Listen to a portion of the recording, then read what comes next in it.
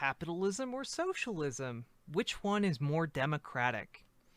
I will mine with you. Mine. We're going into the content mine. The content mine. Oh no. I love PragerU content. Yeah, we're gonna find some content here, Buster. Why is socialism so popular? Less than 10 years ago, you couldn't refer This is a good sign. I do love seeing Dinesh D'Souza in a video. Y'all know Dinesh D'Souza is like a convicted felon, right? Oh, this is gonna be delicious. to socialism in a positive way and hoped to have a career in American politics. Socialism was referred to as the S word. Now it is affirmed either explicitly or implicitly by just about everyone on the left. That's me. And amazingly, given socialism's record of failure, the socialists seem to be gaining ground. Yay! Why? What makes socialism so attractive to so many? Yeah. Socialism, according to its proponents, is more democratic and therefore more moral than capitalism. I do find it odd though in this video that is comparing socialism and capitalism. He's not defining either term. I wonder if he'll do that at any point in this video, you know, or if he's just kind of trading off of the remnants of the Red Scare panic, you know. Let's find out what he does. It'll be interesting. Leftist filmmaker Michael Moore explains it for us. Democratic socialism means everyone has a seat at the table and everybody gets a slice of the pie. The famed socialist writer Irving Howe wrote something similar in his 1982 autobiography. We believe that the democracy in our political life should also be extended deeply into economic life. This is actually a pretty good quote. Yeah, I would say this is a good quote. The Michael Moore one is kind of garbage from like a practical standpoint. However, this is a pretty good one. Though, again, not a super clear definition. I would prefer give me a definition, not what other people have said about it. The basic idea here is that socialism is vindicated through its roots in popular consent. If a majority of people working through their elected representatives declare something to be a public entitlement, say free college or free health care, then they are justified in extracting resources from those who create wealth to pay for it. Interesting framing. Capitalists don't create wealth, people. So I don't know. So guys, do you know where profits come from? Do you know where profits come from? I'll explain it. I'll explain it very briefly, okay? You have workers, you have a factory, you have someone who owns the factory. Okay?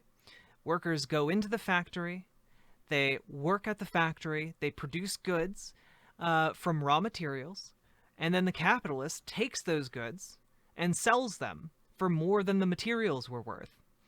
Then he pays the workers a wage, and then he pockets the rest for himself. Where did the wealth come from in all of that? It would seem to me that the wealth came from the workers working in the factory, because the capitalist didn't actually do any work. He just got the product of their labor and sold it. He got it by virtue of owning something. So this is basically the idea. Yeah, it's the labor theory of value. Value comes from the work you put into an object or material, right? And from that work comes value, and then capitalists take that work and sell it for its full value, and then give you, as a laborer, less than what it was worth, less than what your work was worth. This is how they make a profit. This is a profit, guys. So, the capitalist got something without doing any work of their own, or any work that they did do was not equivalent to the entire profit from every piece of work created by every single worker. So capitalists aren't creating the wealth, it's the workers who create the wealth. McDonald's wouldn't be able to make money if people weren't paid a pittance to flip burgers. McDonald's wouldn't make money. How capitalists defend this is by saying that capitalists take on the risk of investment. However, I need to point out, again, without going into that, capitalists aren't creating wealth by taking on risk. It is the workers who are creating the wealth. So, here is the... I have to take issue with the framing here, because the wealth is not being taken from the people that produce it. These people at the top are taking the wealth from the people at the bottom. That's how this system works. How did this happen? Was it people overpowering another and then using them as labor and then turning it into a system? Well, so Nygaard, without going into like a super historical take on it, essentially what happened was under feudalism, you had peasants and you had the aristocracy. However, over time, peasants were able to specialize into trades. And as peasants specialized into trades, they were able to make more money off of their specialized in-demand services. And when these peasants became artisans, became wealthy enough, they were able to then buy capital, the machines, the equipment necessary to create these artisan works, and hire more people and make more profit. And eventually they became wealthy enough to the point where they were able to overthrow feudalism. And that replaced feudalism with capitalism, and that's where we're at to this day. So that's essentially what happened. So you had a class of people who were able to slowly accumulate more wealth and then turn that wealth into more and more wealth based on the exploitation of people below them. So yeah, that's basically how that happened in a nutshell. And to this day, it's still basically the same system. Like it's been around for hundreds of years at this point, and Marx in like 1860s, around the time of the American Civil War, was writing, hey, maybe it would be good if instead of having bosses who own the capital, everyone at the company, everyone at the workplace just collectively owned the capital, so then you could more equitably distribute the profits of the company. And that was essentially Marx's revolutionary idea, right? Just have maybe everyone in the company should own the capital so that they collectively benefit from it. This is they collectively benefit from it. They have these social bonds. They socially benefit from it.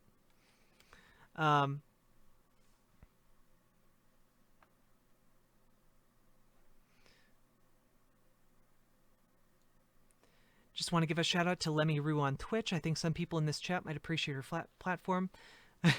Comfy lurking and listening. I hope you're super comfy, friend. So yeah, this is the issue. Yeah. So I take issue with Dinesh D'Souza's horrible framing of this entire process. As Nathan Robinson argues in his book, Why You Should Be a Socialist, the moral imperative is to place the economy under the control of the people. Yeah. Sounds good, at least superficially, until you dig a bit below the surface. First, what direct control do the people really have over any government institution? What control? Okay, let's start with this.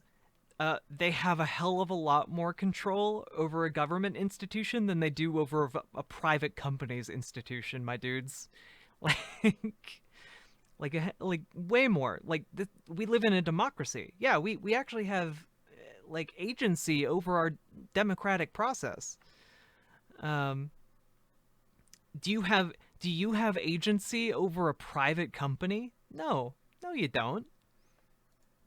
What control do the British people have over the National Health Service? Oh, they're elected officials. They can elect officials who have control over the National Health Service. This is how our systems work. What the fuck are you talking? Yeah, we have control over these. We live in democracies. Thank you very much for the follow.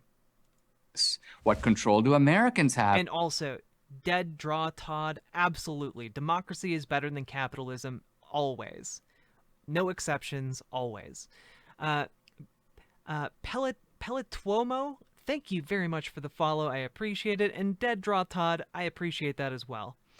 For all of you who are new, I'm a market socialist. I advocate for socialism on this channel and generally making the world a better and more pleasant and kinder place. Also, my name's Jack. Hello. Hi, everybody. I've been streaming for almost 12 hours now, but I figured I would do one last video before bed, okay? So the answer is, of course, none. I don't know where Dinesh D'Souza is getting this idea that, like, participation in democracy gives us no control over these organizations, but, yeah, it seems pretty big-brained to claim that you have as much control in a democracy over government institutions as someone under feudalism had over the aristocracy.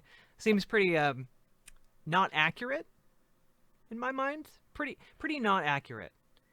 Or at the very least, even if this is accurate, you still have more control over these institutions than a private company. A private company is tyrannical. A private company doesn't give a shit about you or your life. Also, someone that got banned yesterday in chat, DOZ'd, messaged me to complain, and I'm just going to publicly lol. Lol, lol, lol, lol, lol. Yeah, I'm gonna block them. There we go. I think there was a narrative, at least in the early 2000s, that capitalism and democracy are the same thing, as if there were no capitalist dictators. Yeah, this is exactly where the concept of voting with your wallet comes from, by the way. And this is also where money equals speech. But I just have to say, hey, I don't like the idea that someone who has more money than me, has more speech than I do, has more of a vote than I do in capitalism. I think that that's wrong. That's bad. That's anti-democratic. All right. Over the Department of Motor Vehicles or the U.S. Post Office? The answer, of course, is none. Given its practical impossibility, genuine popular control over government institutions is a mirage. Second, we have a that's why we elect representatives, my dude. We elect representatives to do these things and operate and influence these things. Yeah, we have control over these.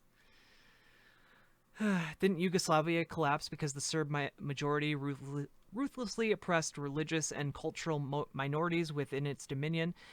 From my understanding, Yugoslavia collapsed largely because of the oil bust, and then the USSR's collapse, and then basically the loans of the IMF and the interest rates. Yeah, so there are a lot of other things that went into that. And yes, the dictatorial reign of Tito definitely didn't help either. Though apparently he did win elections, so I'm not sure to what extent he was not well liked in his country. For the record, Tito was like a war hero, and yeah, I don't know. No, so you're saying that hedging all your bets and countries' economic success on just oil doesn't work, like Venezuela, Yugoslavia, etc.? Well, no, Yugoslavia didn't hedge all their bets on oil, but like if even like 10% of your economy goes down, like you're pretty fucked. And then like the final blow was the fall of the Soviet Union, who's like their major trading partner. So yeah, no, like that's all bad. and what if 51% of Americans vote to confiscate the resources of a single person, say Bill Gates? Does that make it right? Sure. Under an authoritarian socialist government, a single dictator seizes the fruits of your labor. I love how Dinesh D'Souza is just blatantly anti-democracy. Like, yeah, democracies rule by the rule by the majority. Thank you, I am Homelander. I hope you have a good time on this channel. Yeah, the IMF is the kiss of death. True, true. Um, yeah. Everyone is against that. Under democratic socialism, a majority does. Yes, it is better for the majority to rule than one person to rule. This is the whole point of democracy. This is an absolutely big brain take. End result is the same. You've been robbed.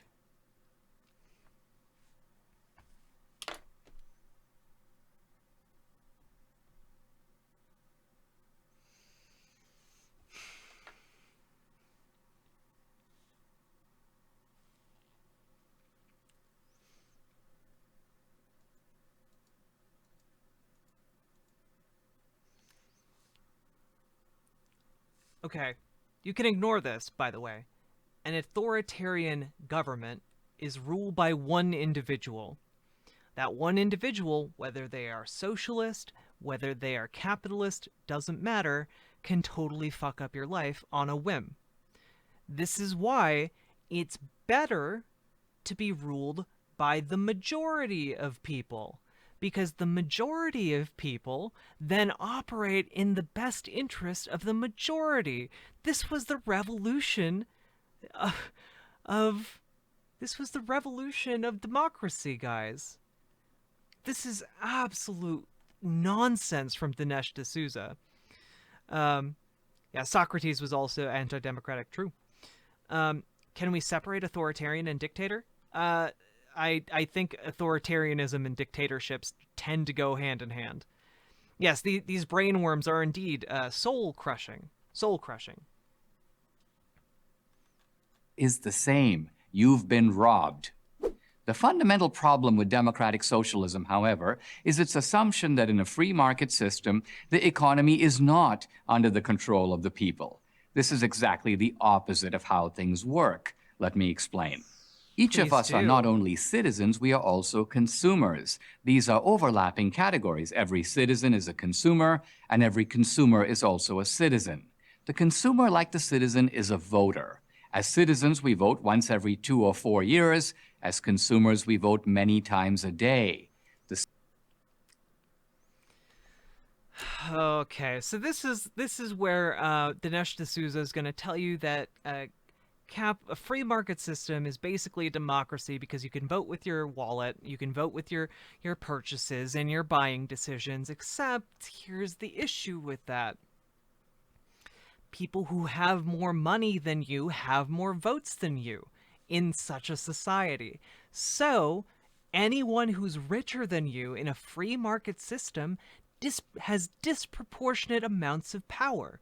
This is the problem with a free market system when we're talking about whether or not it is truly democratic. So the argument he's going to be making is that you're just able to vote just as much as a democratic voter in a democracy. It's the same thing. Of course it's more democratic. You vote every time you buy something. Keppa, thank you very much for the follow. I appreciate it greatly, and we have just broken 600 followers, ladies and germs. I'm super happy about this. Sorry to derail, but are any of your mods ever present in chat? Just wanted to thank them. Yeah, Revolt Rise is right above you, and Archangel the Cobb is right below you, for the most part. Yeah, we got a bunch of mods in chat. They're awesome. And if you were on earlier, you saw Revolt Rise and I talking about Yugoslavian market socialism. So, yeah. No, JK, but let me ask you, what do you expect to do if we do enter a progressive era and racist groups start to become unhinged like what happened in Charleston? Well, I imagine that we would probably crack down on racist groups. Like, if they're marching and like intimidating people and killing people like they did in Charleston. Yeah.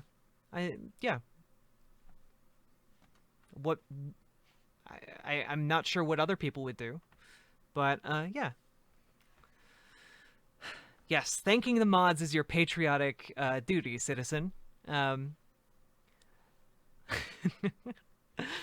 Uh, clap them racists. True. Yes, as is my other mod, Riot Girl Callie or Ashley. Ashley is in chat quite often during the daytime, and she is freaking fantastic. And you should just thank her anyway, because Ashley had a hand in making the internet. So, and like I mean that seriously, by the way. Like it like helped make the internet. She worked on ARPA. When do you get to form the left-wing anti-racist death squads? Lol. All right, but anyway, Dinesh D'Souza is gonna say you can vote with your wallet. You're basically like a voter in a democracy, and yeah, this isn't this isn't how democracy works. And also, the people who have more money than you then get more votes, I guess, and corporations that have like billions of dollars. I guess Jeff Bezos just is a dictator because he has more money than you in this system. Anyway, Citizen votes with a ballot, which costs them nothing except the inconvenience of going to the polls. The consumer votes with his money, which costs him a lot, all the time and effort he put in to earn that money. wait, but I thought the people at the top earned the money. I thought the people at the top earlier in the video, they were the ones creating wealth. They aren't the ones working, though, because they're capitalists. They just own capital. They make money by owning capital. That's what they do.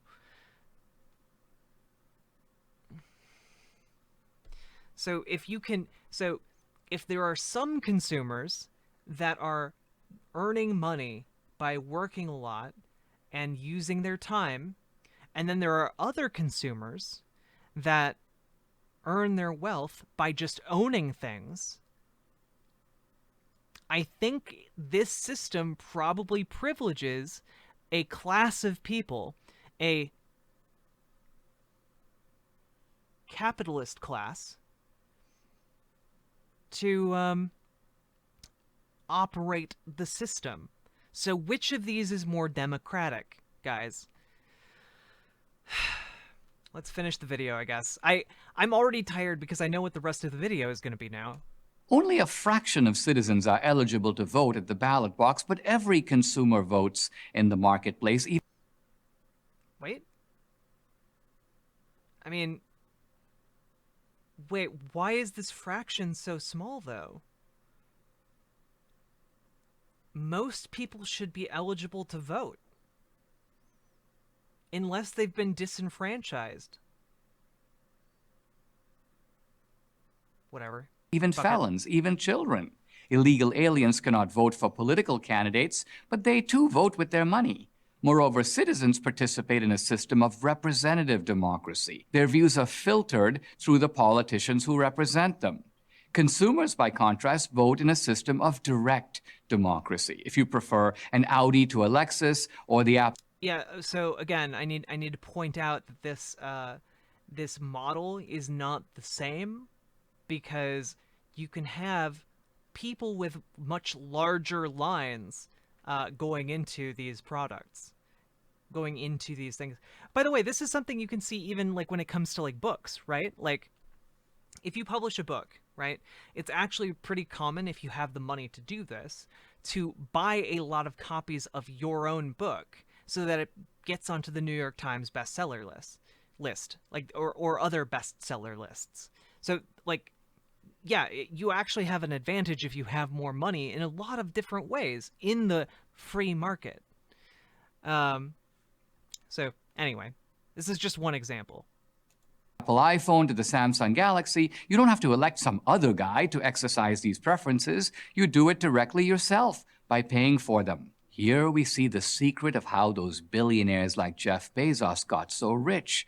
We made them rich. The inequality that socialists complain about is the result of popular mandate. Want fewer billionaires? Stop buying their stuff. Okay, but here's the problem, guys. When you become a billionaire, that is when you start using your money to control the market. So what I mean by this is like, you know, like if you've ever lived in a small town in America, for example, um, it's a rural town. It's nice. It's got its mom and pop shops, a general store, an ice cream store, a couple other stores here and there for odds and ends you might need, maybe a local pet store or something. Um, and then Walmart builds a new general store, right? A new Walmart location comes to town.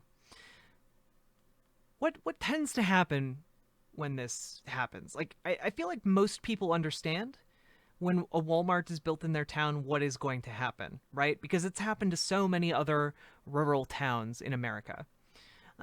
Essentially, Walmart builds a store.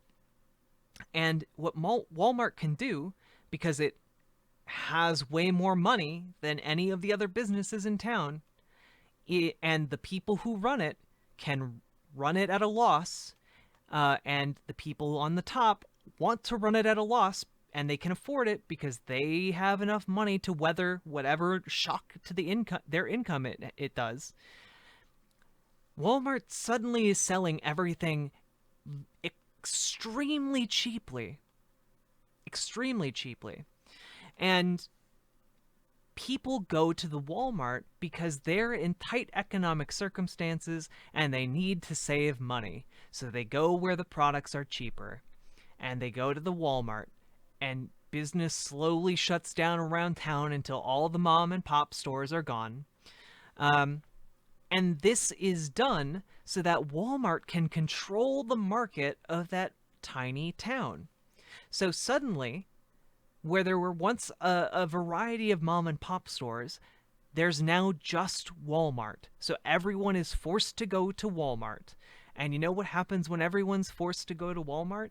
Suddenly, those prices get jacked up. So this is the issue. Yeah, Walmart was the center of our town's economy. Exactly.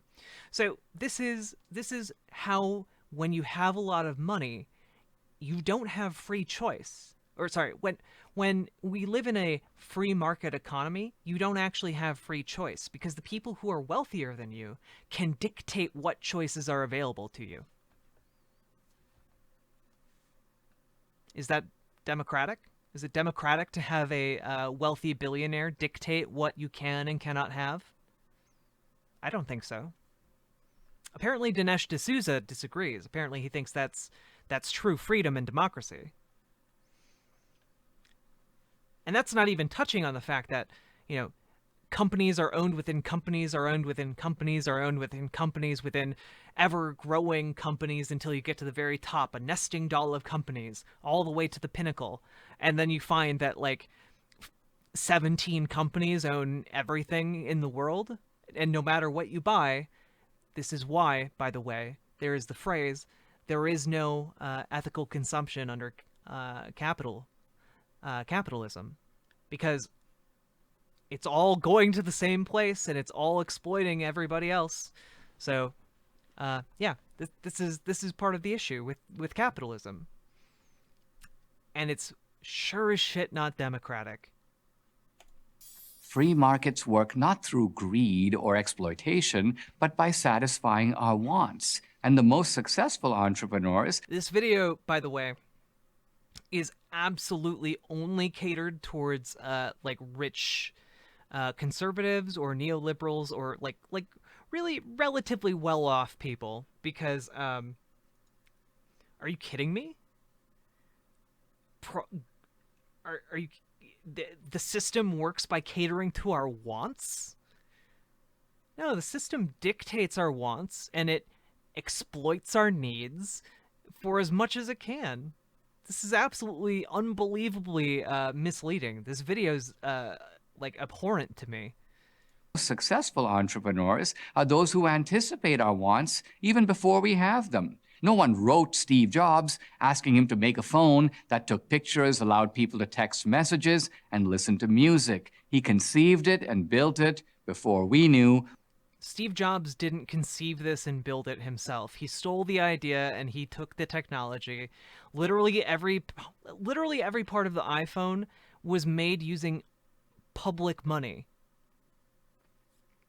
The iPhone is like a product of public investment. We collectively made this using our democracy.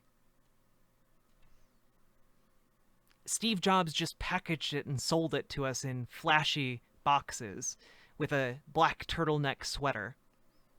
Yeah, it's not even the first smartphone. It was just the first phone. It was just the first smartphone that got packaged well. That's it. We couldn't live without it.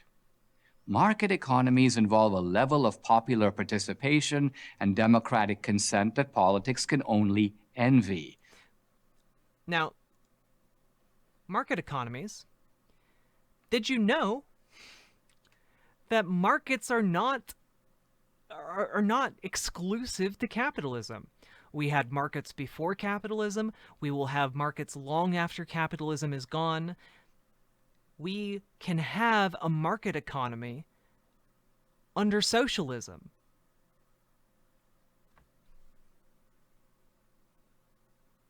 Wild, I know. Wild. Absolutely wild. We don't need to extend democracy from the political to the economic sphere. We already have it. And the moral grounding of free markets. Also, he never really touched on what, like, what socialism would mean in the economic sphere at all. He didn't touch on that in this video. Just like that of our political system, is in the will of the people. In the latter case, a will expressed only on election day. In the former case, a will expressed deliberately, emphatically, constantly. We don't need socialism because we already have something more moral and more democratic. It's called capitalism. I'm Dinesh D'Souza for Prager University. What a piece of shit. Absolute nonsense. Anyway. Don't want to poop on American people too much, but you guys give the most simplistic, one-sided, and dumb arguments when it comes to politics and economics. This is sometimes true also on the left, but mainly on the right. Absolutely. I agree. Except me. I give the best takes ever in the history of politics.